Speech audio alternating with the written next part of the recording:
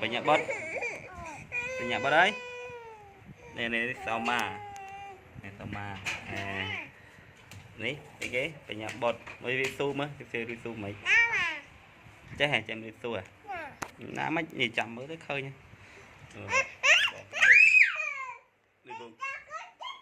Mình cái phần đầy rương này.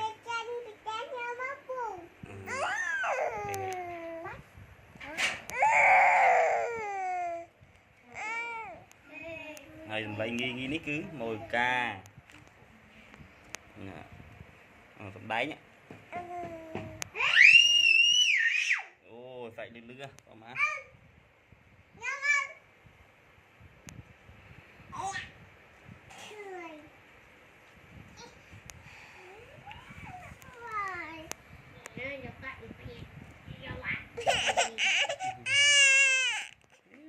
Tờ trâu cái đấy tờ một cái trâu cái đấy tờ trâu nào một cái trâu đây một cái này